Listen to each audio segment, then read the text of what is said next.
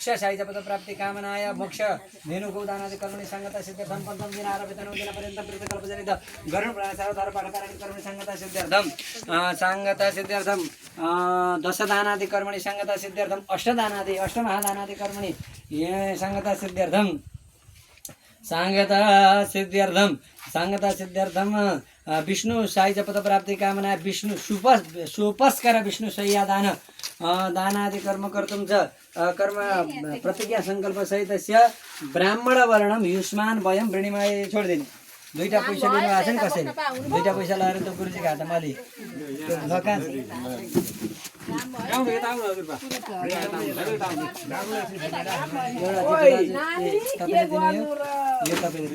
तपाईँले गुरामा तपाईँले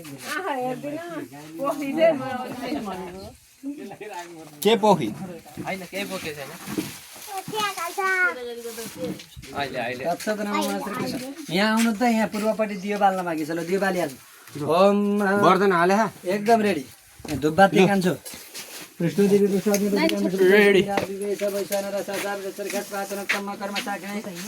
अरू पनि यहाँ आउँदा हुन्छ है अब कृष्ण यसो तिलानी भाँचो गरेर आह्वान गरिहाल्नु एकजनाले यो पक्रिहाल्नु न सजिलो हुन्छ क्या एउटा आगो चल्छ नि भित्र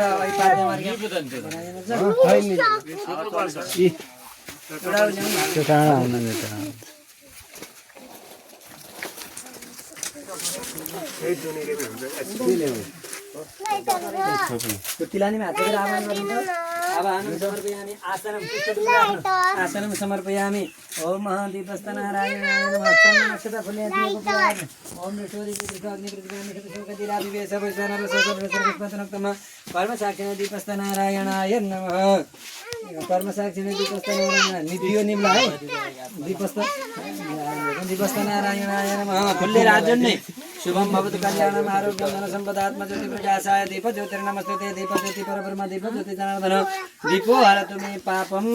शय्या दीप नमोस्तुते चढाइदिनु दीपस्थ नारायणाय नमः यो कलशको तपाईँ तिलानी पनि दुबाले हो तपाईँ पनि उठाएर यो बोक्नु भन त यो चन्दन मलाई बोलाउ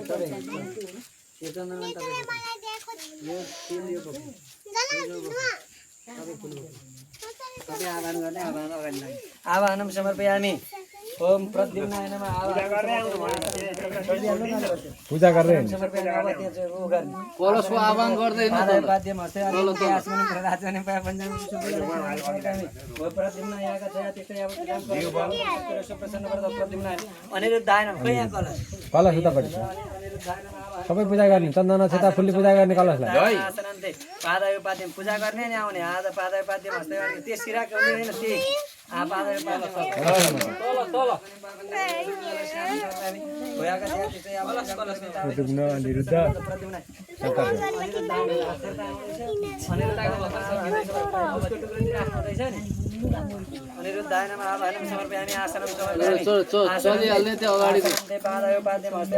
सर्दै जाने पूजा गर्दै जाने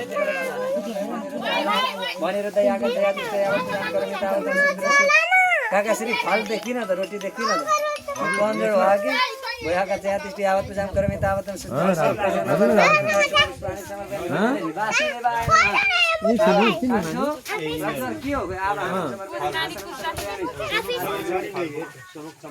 होइन तल पनि राख्नु अलग देवता